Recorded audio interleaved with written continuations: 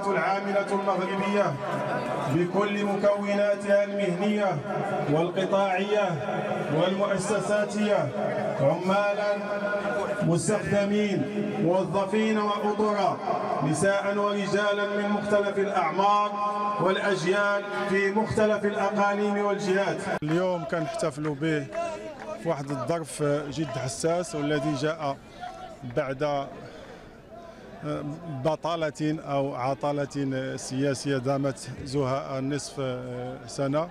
ولكن المفاجئ بالنسبة لنا بعد تنصيب الحكومة الجديدة هو ذلكم التصريح الحكومي الذي كرس بصريح العبارة كرس ما كان عليه سلفه بتصريح واضح لفظا ومضمونا. المطالب ديال الشغيله هي مطالب معروفه وعندها المنطق ديالها. الشغيله دائما تطالب بتحسين اوضاعها الماديه والمعنويه. التوجه نحو رفع الدعم عن المواد الاساسيه هو استهداف للقدرات الشرائيه لكافه المواطنين والمواطنات وفي طليعتهم الطبقه العامله المغربيه. الى ماذا قد يؤدي هذا الوضع؟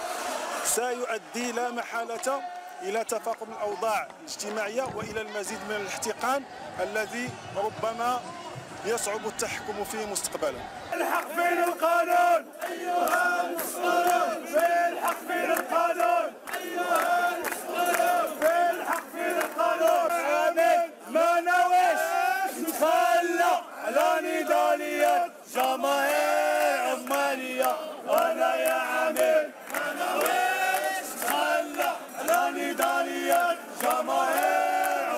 فاتح ماي هو مناسبة للعمال من أجل التذكير بمطالبهم، من أجل التذكير بمعاناتهم، وأيضا من أجل التضامن مع كل المقهورين في بقاع العالم وليس في المغرب فقط. فاتح ماي هو مناسبة للاحتجاج، هو مناسبة لنقول أن لنا مطالب مشروعة ومطالب عادلة، تحتاج لجرأة سياسية من لدن القائمين على الشأن العام من أجل التعاطي معها والتفاعل معها، باعتبار أنها هي الضمانة الحقيقية لكل سلم اجتماعي يجعل من خلق الثروة قيمة ورافعة لتطوير البلد. في غياب السلم الاجتماعي مع عدم تحقيق المطالب الشعبية نفتح البلاد على أزمات حقيقية، نفتح البلاد على احتقان اجتماعي. اليوم فاتح ماي هو مناسبة للتذكير بهذه المطالب، هو أيضا مناسبة لاستعراض نضالاتنا، ما حققناه وما لم نستطع تحقيقه. ما لم نستطع تحقيقه بطبيعة الحال ليس بشكل إرادي، ولكن لأن المخاطب الآخر لم تكن له الجدية اللازمة وكان البعد الاجتماعي غائبا في سياساته وفي تفكيره. فاتح ماي سيظل مناسبة للاحتفال، سيظل مناسبة للاحتجاج، وسيظل مناسبة لرفع صوت الطبقة العاملة عاليا.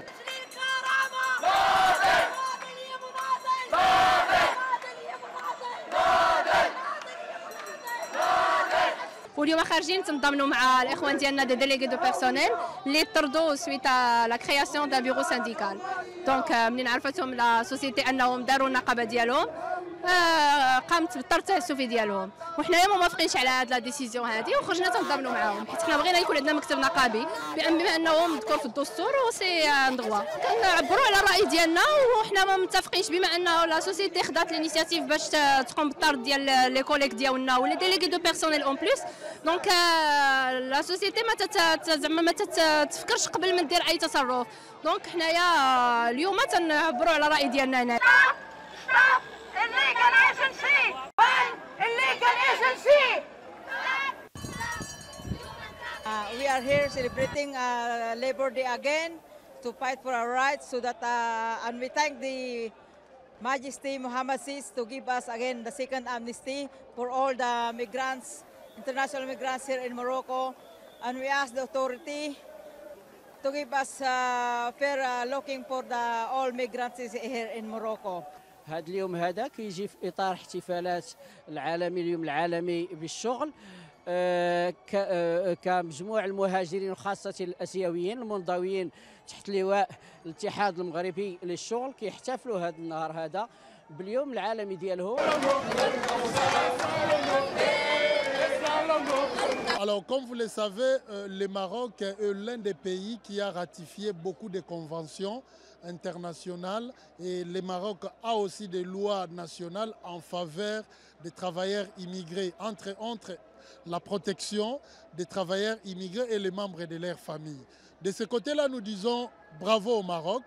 Bravo, merci à Sa Majesté le roi Mohamed VI, Dieu l'assiste, parce que vous avez vu beaucoup d'efforts que le gouvernement, le peuple marocain et les rois ont consenti pour qu'aujourd'hui on régularise pour la deuxième fois les migrants. Nous avons presque tous les secteurs. Nous avons les amis qui travaillent dans les centres d'appel, les amis qui travaillent dans les domaines de la construction pour dire que les migrants contribuent, mettent aussi la main pour que vous voyez certains immeubles comment pousser comme des champignons. Cela veut dire que les migrants aussi contribuent. Nous avons aussi nos amis qui travaillent dans les secteurs des ménages, ils travaillent dans des maisons.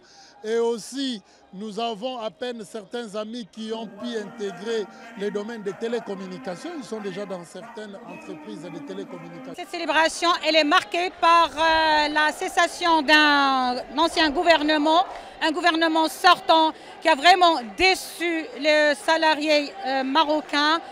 Et ce qui est encore pire, c'est le nouveau gouvernement qui n'a apporté aucune nouveauté par sa déclaration, aucune nouveauté répondant aux espoirs du salarié marocain. Aujourd'hui, nous sommes là pour revendiquer l'institutionnalisation du discours social afin que tous les points, que tous les problèmes soient réglés dans les meilleurs délais possibles, à savoir la santé, à savoir le travail, à savoir le logement. Donc il y a pas mal. Mais parmi nos priorités aujourd'hui, c'est sur le plan national, c'est de vraiment veiller à ce que nos droits soient respectés, bien évidemment. Et sur le plan aussi, sur le plan interne REDAL, nous avons des acquis que nous voulons conserver et que nous tenons vraiment à défendre et à aller jusqu'au bout. Et même, il y a de nouveaux acquis que nous sommes en train de défendre surtout qu'il va y avoir un accord sur la signature les prochains jours pour la gestion déléguée. Donc on veut vraiment continuer à lutter et lutter jusqu'à réalisation et concrétisation de nos espoirs et de nos aspirations.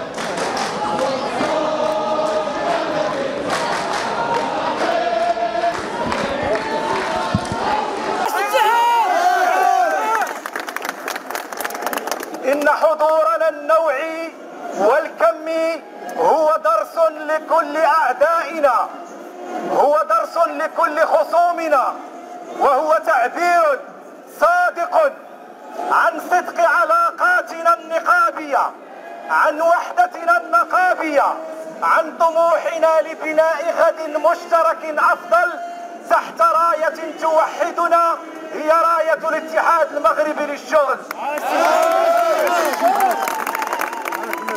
لقد عبرتم كلكم من موقعه عن آماله وعن طموحاته وعن مطالبه، ورسالتكم نفذت ووصلت، وعلى الآخرين، على القيمين على الشأن العام، على المسؤولين في الحكومة، على كل المسؤولين عن التدبير الاجتماعي في بلدنا أن يلتقطوا هذه الرسالة التي هي صرخة حقيقية، صرخة صادقة من كل أبناء الطبقة العاملة البررة.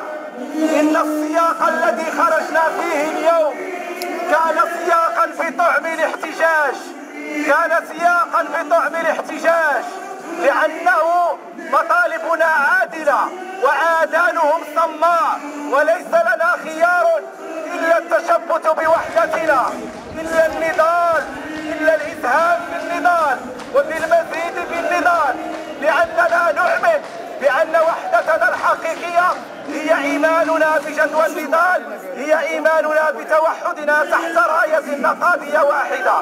نحن صف واحد لا ينقسم، نحن صف واحد لا ينقسم، وسنكون جميعا بناء مرصوص في مواجهة كل التراجعات وفي مواجهة كل السياسات اللا شعبية ولا اجتماعية. مجددا تحية عالية وتحية حارة لكل المناضلات ولكل المناضلين، لكل الوحدويين في نقابتنا العاتدة، ونعلن عن نهاية مسيرتنا وتحية المجد.